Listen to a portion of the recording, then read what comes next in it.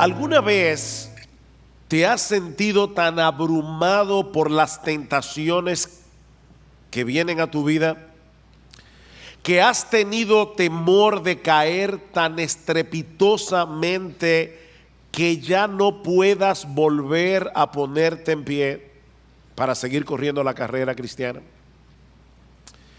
¿Alguna vez tú te has preguntado si vas a poder perseverar hasta el fin? Yo me he preguntado eso. ¿Alguna vez tú te has preguntado si al final vas a ser como aquellos que Cristo menciona en la parábola del sembrador, que creen por algún tiempo, pero cuando vienen las pruebas se apartan? O quizás en este momento tú te ves tan estancado en tu vida cristiana que ya perdiste la esperanza de seguir avanzando, de llegar a ser útil para el reino de Dios.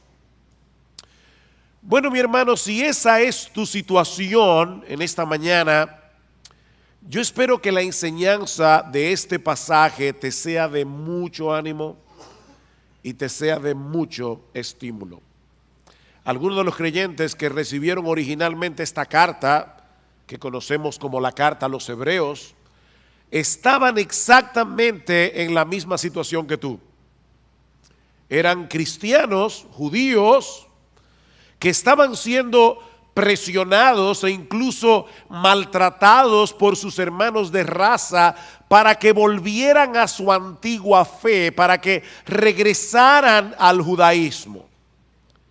Y era tal la presión que algunos ya se habían apartado de la fe y otros parecían estarse deslizando.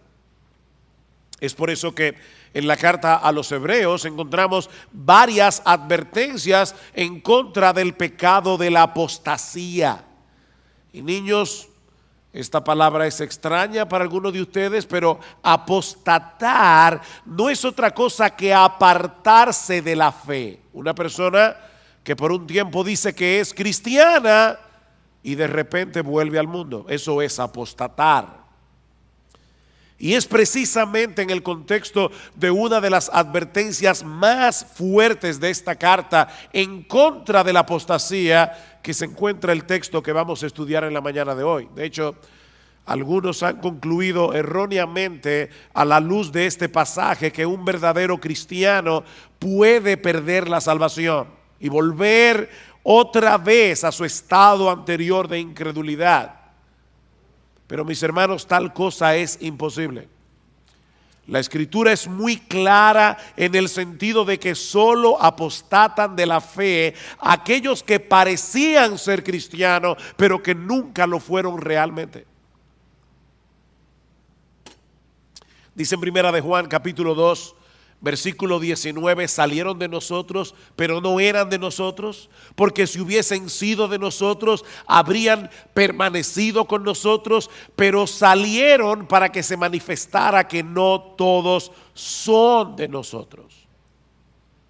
La razón por la que hay tantas advertencias en contra de la apostasía, no solamente en esta carta, sino en todo el Nuevo Testamento, es porque no podemos asumir que todos los que profesan ser cristianos y que son miembros de la iglesia, en verdad son lo que dicen ser. Salieron de nosotros, pero no eran de nosotros. Y salieron para que se manifestara que todavía es posible que haya algunos aquí que no son de nosotros. Vean el versículo 9 una vez más.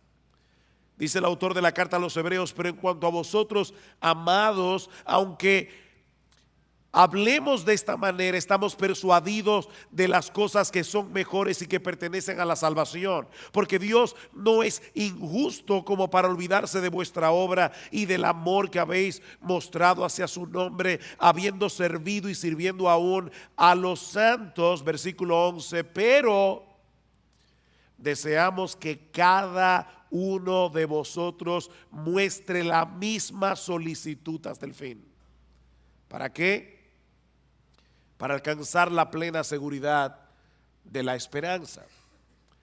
Estos hermanos habían dado evidencias de ser verdaderos creyentes, pero el autor quería animarlos a no desmayar, a seguir haciendo lo que estaban haciendo, a mostrar la misma solicitud hasta el fin, y esto por dos razones.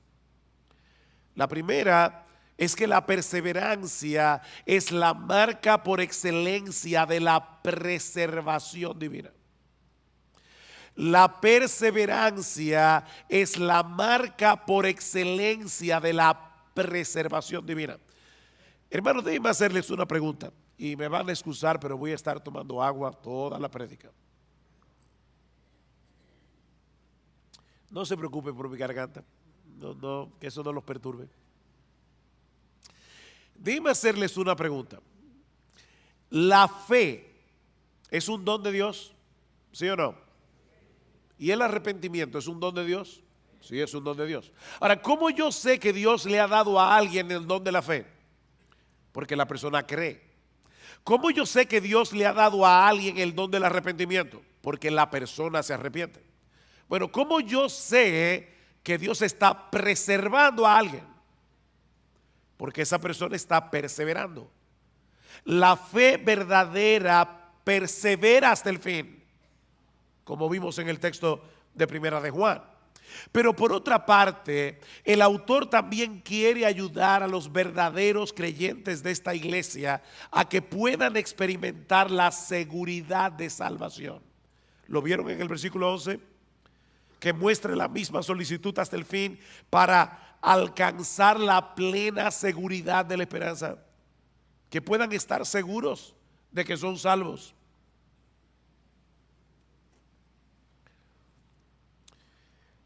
Mis hermanos, se puede ser un verdadero creyente y no tener certeza de que lo eres. La seguridad de salvación no la tienen todos los cristianos. ¿Oyeron eso? O deben ponerlo de otra manera.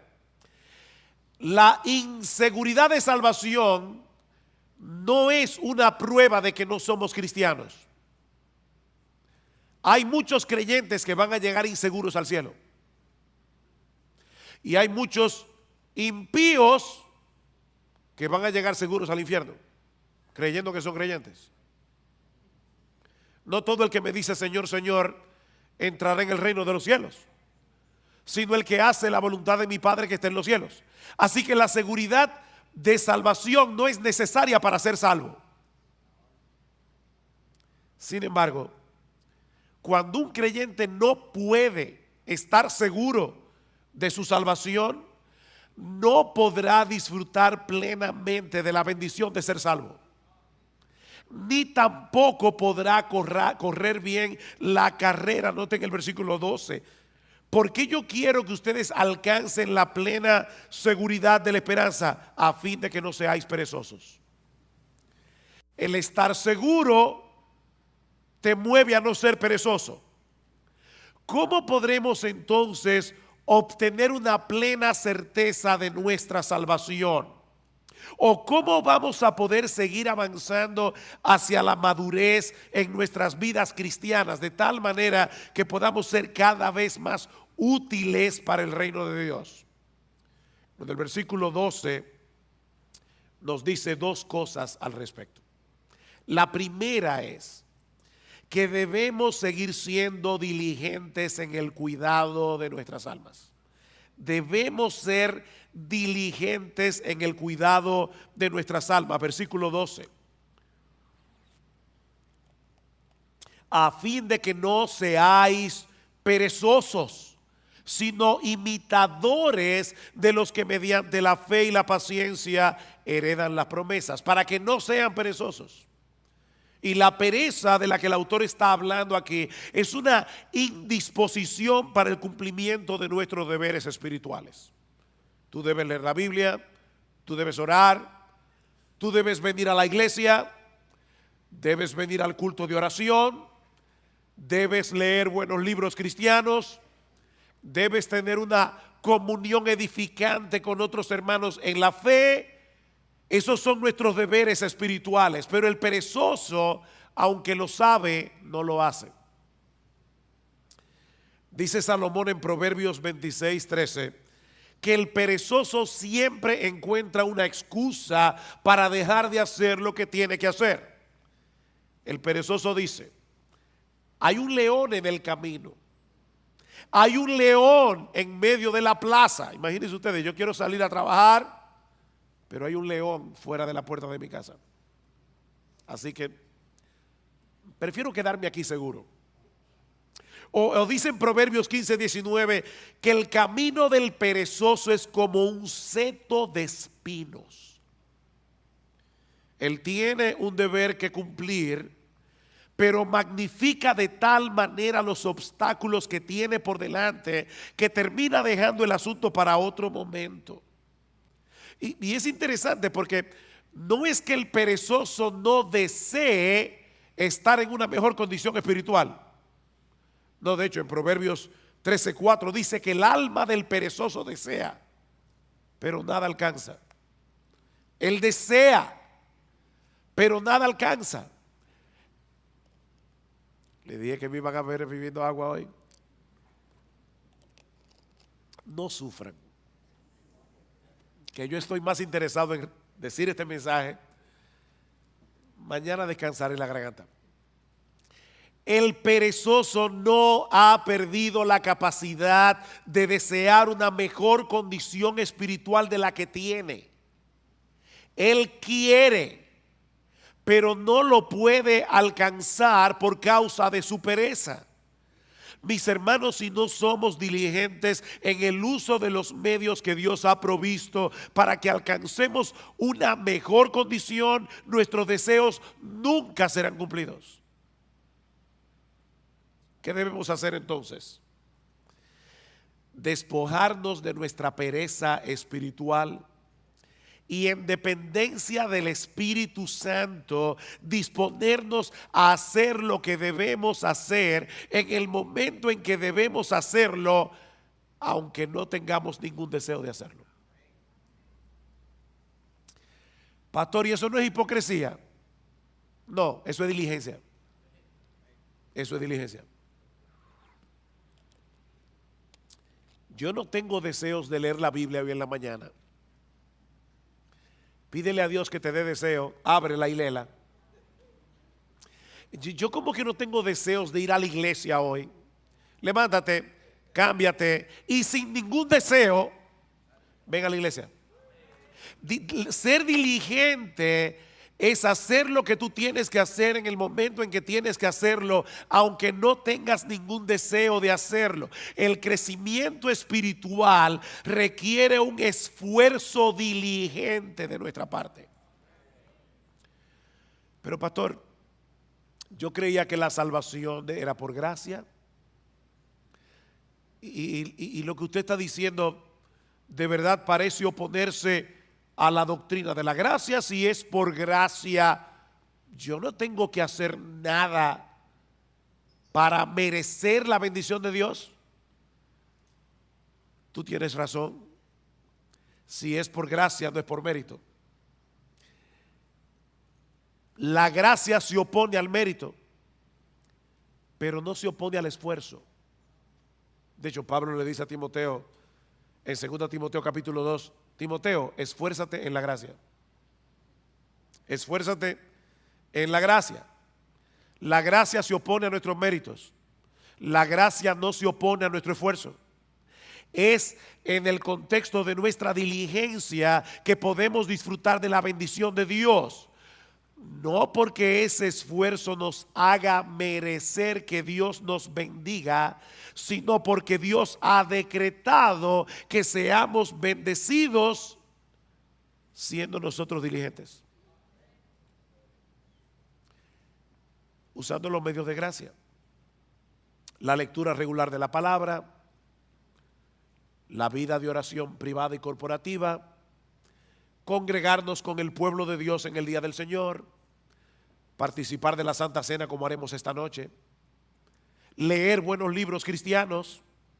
Dios ha decretado fortalecer nuestra salud espiritual haciendo uso de esos medios. Pero el hecho de esforzarnos por hacer esas cosas no nos hacen merecedores de nada, porque esa diligencia es impulsada en nosotros de pura gracia, en una forma misteriosa que nunca vamos a poder entender. ¿Qué dice Pablo? Por tanto, amados míos, como siempre habéis obedecido, no como en mi presencia solamente, sino mucho más ahora en mi ausencia, ocupaos en vuestra salvación con temor y con temblor, porque Dios es el que produce en vosotros así el querer como el hacer por su buena voluntad. ¿Quién produce el querer y el hacer? Dios lo produce. ¿Quién es el que tiene que ocuparse en su salvación? Tú y yo debemos ocuparnos en nuestra salvación. La obra de Dios nos impulsa a obrar. Y precisamente por eso Él se lleva toda la gloria en nuestro esfuerzo. Pero toda bendición que nosotros recibimos de la mano de Dios no es por nuestro esfuerzo, es por los méritos de nuestro Señor Jesucristo. Bendito el Padre, el Dios y Padre de nuestro Señor Jesucristo, que nos bendijo con toda bendición espiritual en los lugares celestiales en Cristo, según nos escogió en Él desde antes de la fundación del mundo. Todo lo que nosotros disfrutamos de la mano de Dios es únicamente por Cristo. O déjeme decirlo de otra manera. Aún los medios de gracia que Dios nos ha provisto y el impulso para hacer uso de esos medios son un regalo de gracia. Pero somos tú y yo los que debemos disponernos a hacer lo que tenemos que hacer, no para ganarnos su favor, sino porque ya fuimos favorecidos. Así que no es un asunto de méritos, es un asunto de confianza en Dios. Una confianza que nos mueve a hacer lo que Él dice que debemos hacer para mantener una buena salud espiritual. Déjame hacerte una pregunta. ¿Qué debe hacer un hombre o una mujer para alcanzar una buena calidad de vida? La Biblia dice que yo no puedo añadir a mi estatura un codo por más que me afane. O sea, yo me voy a morir el día que me voy a morir. Por eso alguien decía, come saludable, ve al gimnasio y muérete a pesar de todo. Eso no es lo que tú vas a ver en los gimnasios, pero es una realidad. Ahora, ¿qué debe hacer una persona para tener una buena calidad de vida? Bueno, debe mantener una dieta balanceada, un programa regular de ejercicios físicos, descansar apropiadamente y ese tipo de cosas. Dios ha diseñado nuestros cuerpos para que responda a la dieta, al ejercicio, al descanso. Si yo soy responsable en el cuidado de mi cuerpo, aún así puede ser que me enferme y que me muera antes de cumplir 40 años, pero lo cierto es que esas son las cosas que yo debo hacer en mi responsabilidad para tener una buena calidad de vida. ¿No es así? Si Dios determina otra cosa, amén. Pero yo debo ser responsable en darle a mi cuerpo el cuidado que necesita. Ahora, cuando yo hago todo eso, como balanceado, hago ejercicio, descanso, ¿lo hago para merecer la salud? No es un asunto de méritos. Es un asunto de responsabilidad y de confianza en que Dios me dice que lo haga. Si yo estoy enfermo y me tomo la medicina que el médico prescribió, no es para merecer ser sanado, sino porque confío en el médico. ¿No es así? Mi deseo de ser sanado y mi confianza en la capacidad del médico es lo que me hace hacer lo que él me dice. Bueno, hermanos, lo mismo ocurre con nuestra vida espiritual. Pablo dice a Timoteo, ejercítate para la piedad. O como lo traduce la Biblia de las Américas, disciplínate a ti mismo para la piedad. Eso es algo que nadie puede hacer por ti. O sea, no esperes que tú te vas a levantar por la mañana. Wow, qué deseo yo tengo de salir a correr 5 millas. No. A veces los que corren y hacen ejercicio físico no tienen deseo de levantarse, pero ellos lo hacen por responsabilidad. Bueno, tampoco esperes que todas las mañanas tú te vas a levantar con un impulso para leer tu Biblia. No, a veces tú vas a querer seguir durmiendo, pero debes levantarte como quiera, abrir tu Biblia y leerla. Ejercítate para la piedad. Disciplínate a ti mismo para la piedad. Ahora, nunca olvides que son medios de gracia. Eso quiere decir que aun cuando haces uso de esos medios que Dios ha prescrito para preservar la salud de nuestras almas, debemos hacerlo descansando en Él. No en nuestras propias fuerzas o en nuestra propia capacidad. Señor, voy a leer tu palabra, dame entendimiento. Abre mis ojos para ver las maravillas de tu ley. Alimenta mi alma. Déjame ver a Cristo en las páginas de las Escrituras y aumenta mi admiración por Él. Porque contemplando su gloria es que somos transformados de gloria en gloria. Señor, voy al culto de oración o de adoración. Por favor, ayúdame a adorarte sin distracciones. Por favor, ayúdame, Señor, que yo pueda percibir y experimentar tu presencia junto a mis hermanos en la iglesia. Ayúdame, Señor, para atesorar la palabra predicada de tal manera que obre poderosamente en mi corazón. Ayúdame, Señor.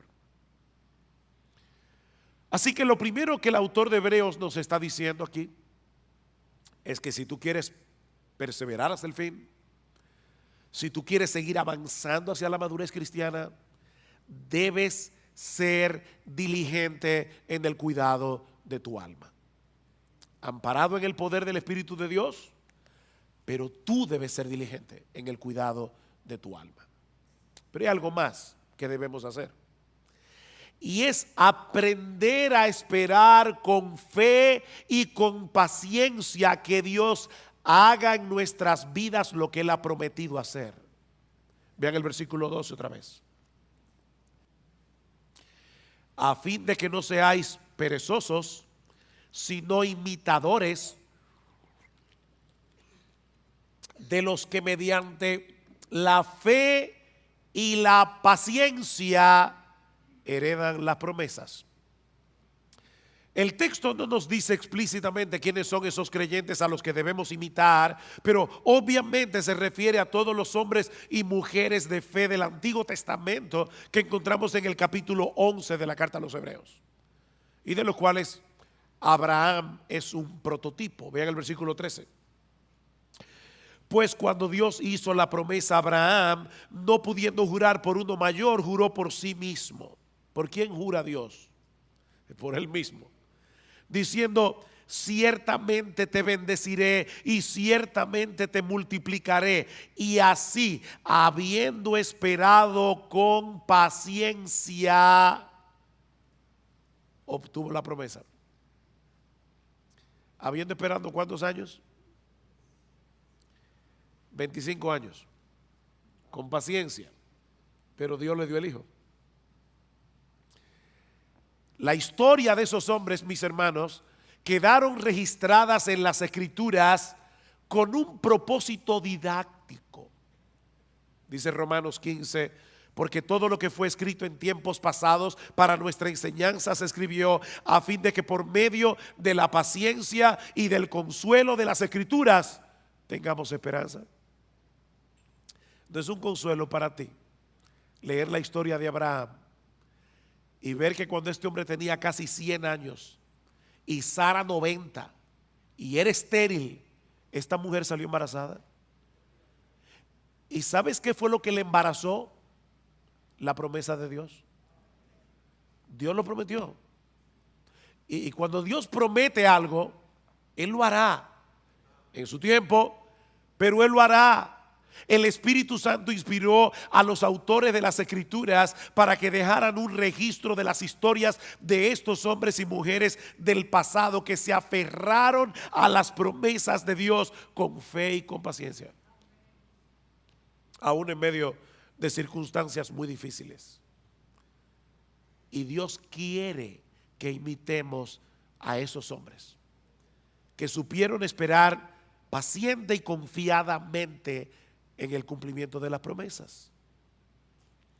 La fe nos capacita para confiar en el poder y en la buena disposición de Dios para concedernos lo que Él nos ha prometido, pero la paciencia nos permite esperar que Él lo haga en su tiempo, no en el nuestro. Fe y paciencia. Mis hermanos, la clave para perseverar hasta el fin no es creer, es seguir creyendo. No es creer, es seguir creyendo. Es seguir esperando hasta que Dios en su sabiduría haga lo que Él ha decidido hacer en el tiempo en que Él ha decidido hacerlo y en la forma como Él quiere hacerlo. Esta palabra que aparece en nuestro texto y que se traduce como paciencia nos habla de quietud y confianza prolongada en medio de la aflicción. Eso es paciencia. La fe nos lleva a descansar confiados en las promesas de Dios. La paciencia nos permite continuar esperando lo prometido, aunque en medio de las circunstancias en que nos encontremos nos dé la impresión de que Dios se olvidó del asunto. Mira, mi hermano, Dios está más interesado en tu carácter que en tu comodidad. Él quiere llevarte a depender más de Él, a que tú entiendas cuánto lo necesitas. Si tú llamas una vez y no se te abre, y llamas otra vez y no se te abre, y vuelves a llamar y no se te abre, y por eso dejas de llamar, puede ser que todavía tú no hayas entendido cuánto tú necesitas la bendición de Dios. Eso quiere decir que tu fe necesita ser fortalecida. ¿Y sabes cuál es la lagartija que fortalece la fe? Yo no sé cómo le llamarán ese ejercicio en otra parte de América Latina, pero los push-ups, no sé cómo decirle. ¿Sabes cuál es el ejercicio que fortalece la fe? Seguir esperando la promesa de Dios. Esperar. Esperar fortalece la fe. Dice en Romanos 8:24 que fuimos salvados en esperanza, pero la esperanza que se ve no es esperanza. Pues, ¿por qué esperar lo que uno ve? O como lo dice en otra versión, ¿quién espera lo que ya tiene? Es en la espera que se fortalece nuestra fe. Aquellos que han sabido unir la fe con la paciencia seguirán llamando y seguirán llamando y seguirán llamando hasta que le abran la puerta.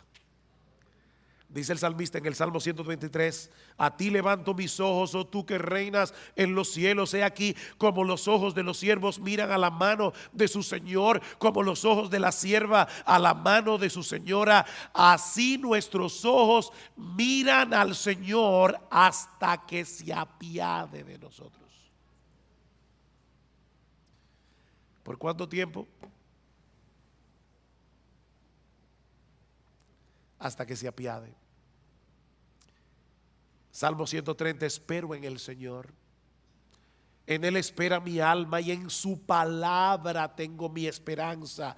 Mi alma espera al Señor más que los centinelas a la mañana. Sí, más que los centinelas a la mañana.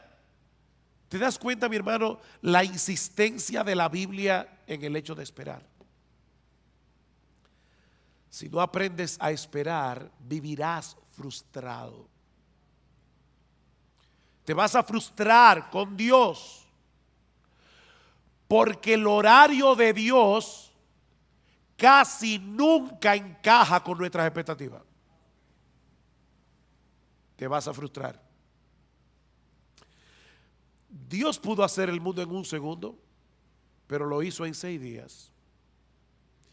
Y dice que al principio la tierra estaba desordenada y vacía, y Dios la fue trabajando poco a poco, poblando la tierra hasta hacerla productiva. Dios hace las cosas en su tiempo. Mi hermanos, no es como a nosotros nos parece mejor, sino es como Él sabe que es lo mejor. Ustedes recuerdan cuando Elías le oró a Dios. Había una sequía de 3 años y medio, y el Señor no envió la lluvia de inmediato. Elías le dice a su criado: ve a ver si tú ves algo en el cielo. El criado regresó diciendo: yo no veo nada. Vuelve otra vez. Nada. Vuelve otra vez. Nada. Vuelve otra vez. ¿Saben cuántas veces volvió el criado? 7 veces. Óigame, hay que tener paciencia. En este caso del criado con Elías. Pero ya no te dije que no hay nada. Ve otra vez. Finalmente el criado llega y le dice: veo una pequeña nube como la palma de un hombre que sube del mar. Cuando Gloria y yo fuimos a visitar a nuestra hija en Medio Oriente, aquel lugar es desértico, casi nunca llueve. De hecho, desde abril hasta noviembre no hay nubes en el cielo, nunca, nada de nube, ni una sola. Ahora imagínate en ese desierto que alguien vea una nube del tamaño de la palma de una mano que está subiendo del mar y dice: ay, parece que va a llover. Elías, que entendía perfectamente el modo de obrar de Dios, le dice al criado: sube y dile a Acab, prepara tu carro y desciende para que la fuerte lluvia no te detenga. Y sucedió que al poco tiempo el cielo se oscureció con nubes y viento y hubo una gran lluvia.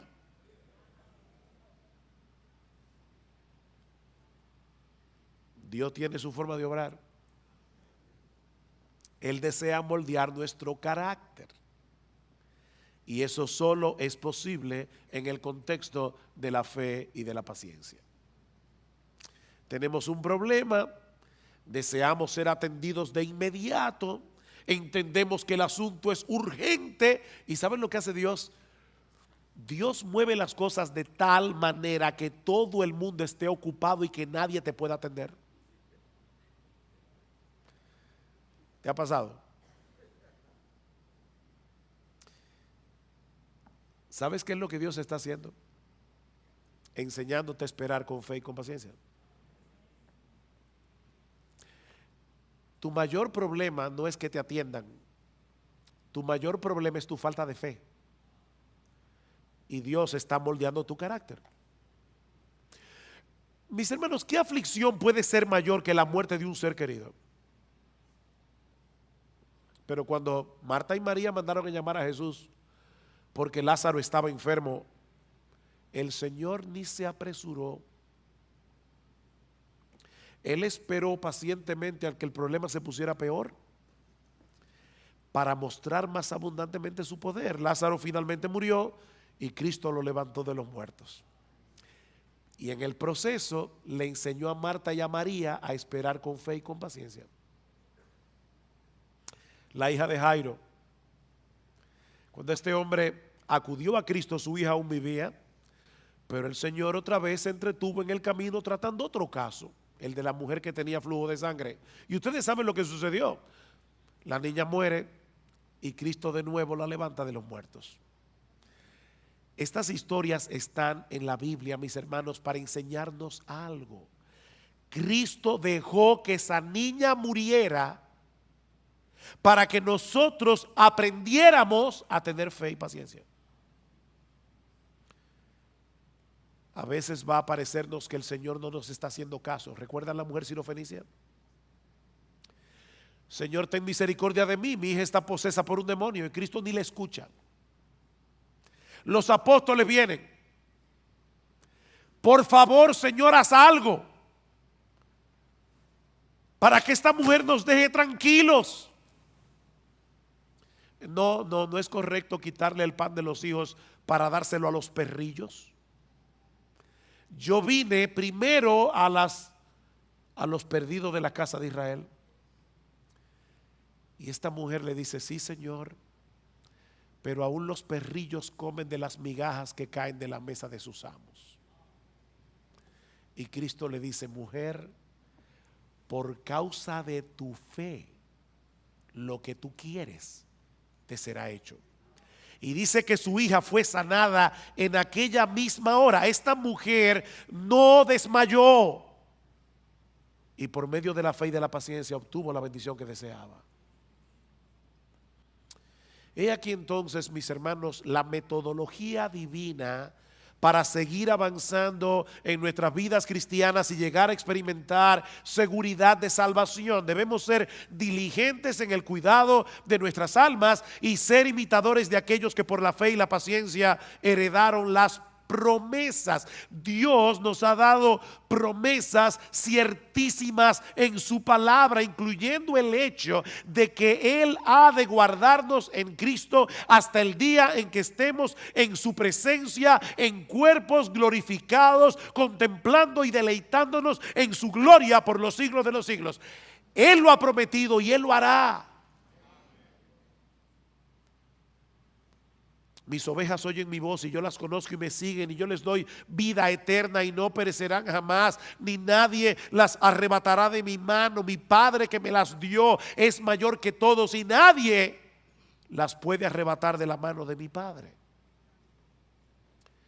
Si esperamos en las promesas de Dios con fe y con paciencia, tendremos el combustible necesario para energizar nuestra diligencia en el cuidado de nuestras almas. Recuerden lo que dice el autor de la carta a los Hebreos: deseamos que cada uno de vosotros muestre la misma solicitud hasta el fin. ¿Para qué? Para que tengan seguridad de salvación. ¿Para qué? Para que no seáis perezosos. Para que no seáis perezosos. Las promesas de Dios son las que le dan contenido a nuestra fe. Creer en Dios es confiar en su fidelidad para cumplir lo que Él ha prometido sobre la base de la obra consumada de Cristo a nuestro favor. Eso es lo que el autor de la carta dice más adelante. Versículo 16. Porque los hombres juran por uno mayor que ellos mismos, ¿no es así? Hay gente que jura por Dios. ¿Y por quién jura Dios? Los hombres juran por uno mayor que ellos mismos, y para ellos un juramento dado como confirmación es el fin de toda discusión. Por lo cual Dios, deseando mostrar más plenamente a los herederos de la promesa la inmutabilidad de su propósito, interpuso un juramento. Dios juró por sí mismo, a fin de que por dos cosas inmutables, en las cuales es imposible que Dios mienta, los que hemos buscado refugio seamos grandemente animados para asirnos de la esperanza puesta delante de nosotros. Seamos fuertemente, grandemente animados, la cual tenemos como ancla del alma, una esperanza segura y firme, y que penetra hasta detrás del velo, donde Jesús entró por nosotros como precursor. ¿Recuerdan cuando el sumo sacerdote entraba al lugar santísimo con la sangre del animal y rociaba el propiciatorio? Bueno, allí entró Jesús con su sangre para decirle a su Padre y a los ángeles: yo derramé mi sangre por este hijo mío. La justicia de Dios ya está satisfecha. Es imposible que Él termine en otro lugar que no sea en mi presencia. Aférrate a esa promesa. Aférrate a esa promesa. Mira, mi hermano, En la misma medida en que seamos capaces de esperar con fe y con paciencia en las promesas de Dios, en esa misma medida seremos capaces de poner toda diligencia en el cuidado de nuestras almas.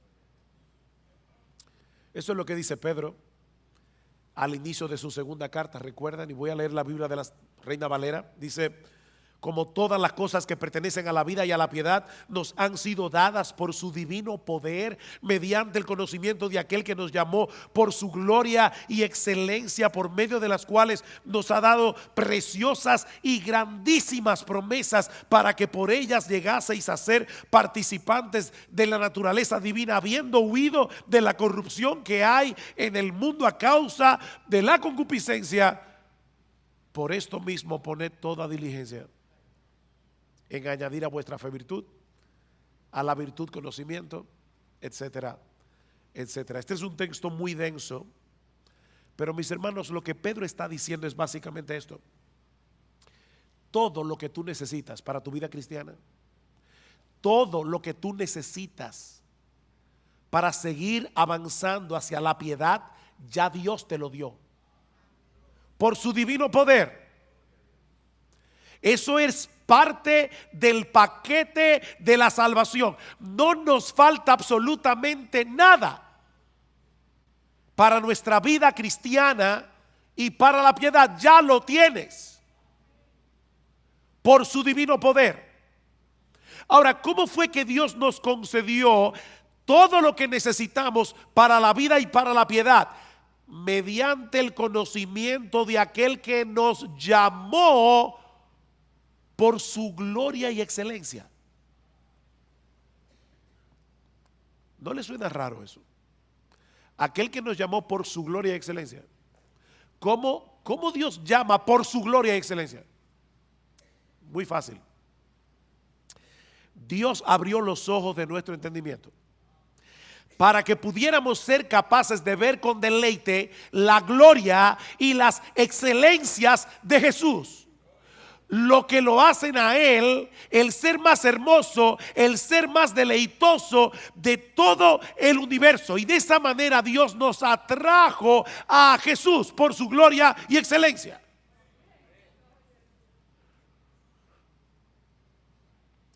Y ahora Pedro está diciendo: el hecho de saber que el poder omnipotente de ese Dios que nos llamó por su gloria y excelencia está obrando en nosotros hasta que estemos en su presencia en cuerpo y almas glorificados, es una poderosa motivación para poner toda diligencia en añadir a vuestra fe virtud, a la virtud conocimiento. Alguien lo ilustra de esta manera: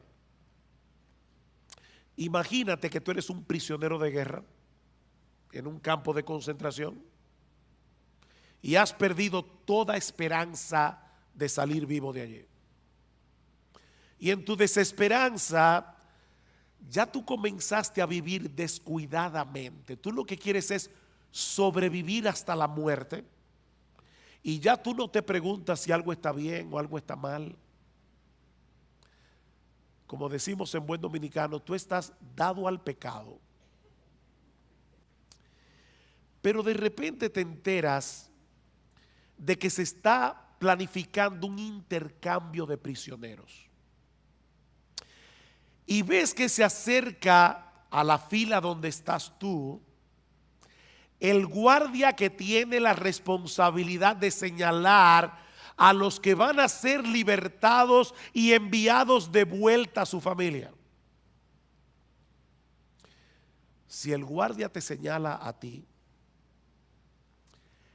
eso no sería un mero conocimiento. Recuerden que Pedro dice: mediante el conocimiento de aquel que nos llamó por su gloria y excelencia.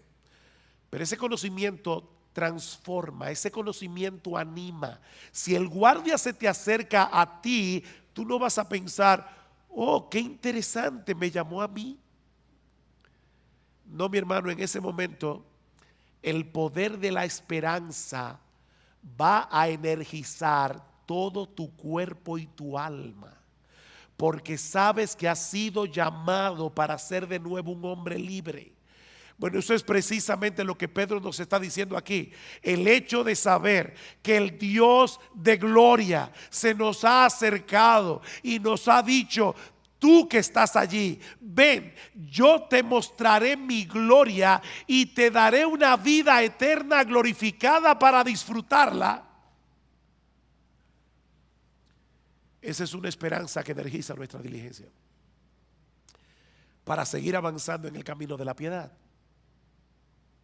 De ahí lo que sigue diciendo Pedro: como ustedes tienen esas preciosas y grandísimas promesas, vosotros también, poniendo toda diligencia por esto mismo, añadid a vuestra fe virtud, a la virtud conocimiento, al conocimiento dominio propio, al dominio propio paciencia, a la paciencia piedad, a la piedad afecto fraternal y al afecto fraternal amor.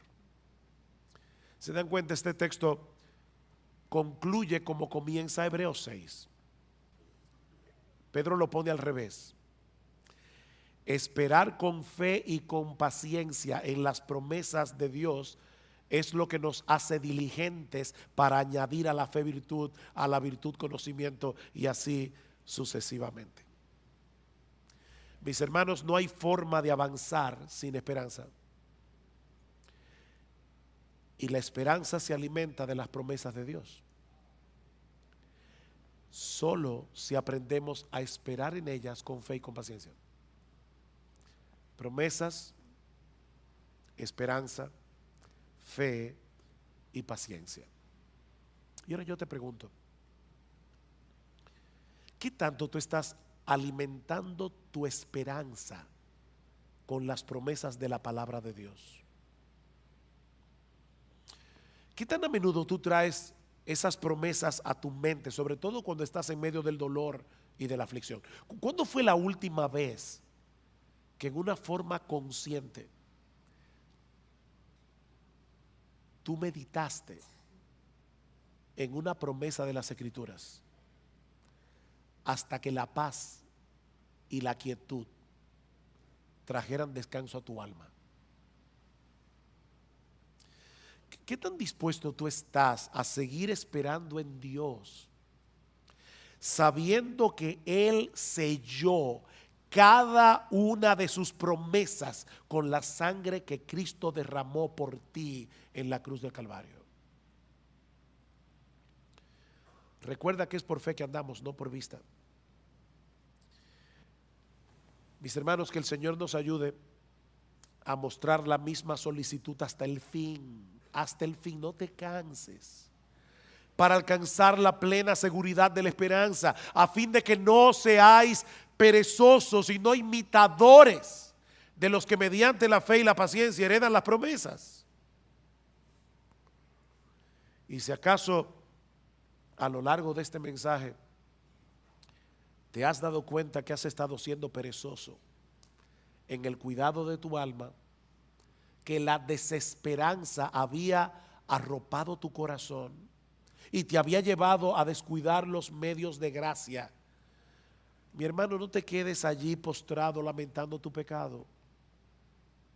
Si confesamos nuestros pecados, Él es fiel y justo para perdonar nuestros pecados y limpiarnos de toda maldad. Señor, perdóname, yo he estado descuidando la lectura de tu palabra, yo he estado descuidando la oración. Perdóname, Señor, he estado descuidando el venir a la iglesia, he estado descuidando participar de tu cena. Perdóname, Señor, porque no he estado cultivando el hábito apropiado de lectura. Perdóname, Señor, porque no he estado teniendo comunión edificante con mis hermanos en la iglesia. Perdóname, y después que le pidas perdón, aprópiate por fe de ese perdón. El perdón no se siente. El perdón se cree. Muchas veces nosotros pedimos perdón por nuestros pecados y no nos sentimos perdonados. La pregunta es: ¿en qué tú vas a creer? ¿En los sentimientos de tu corazón o en las promesas de Dios? Si confesamos nuestros pecados, Él es fiel y Él es justo para perdonar nuestros pecados, para limpiarnos de toda maldad. Así que ve a Dios, pídele perdón Apropiate por fe de ese perdón y, como dice luego la carta a los Hebreos, levanta las manos caídas, levanta las rodillas paralizadas y haced sendas derechas para vuestros pies, para que lo cojo no se salga del camino, sino que sea sanado. Y finalizo con esta palabra de bendición de la misma carta a los Hebreos. Y el Dios de paz, que resucitó de los muertos a nuestro Señor Jesucristo, el gran pastor de las ovejas, por la sangre del pacto eterno, os haga aptos en toda obra buena, para que hagáis su voluntad, haciendo Él en vosotros lo que es agradable delante de Él, por Jesucristo, al cual sea la gloria por los siglos de los siglos. Amén.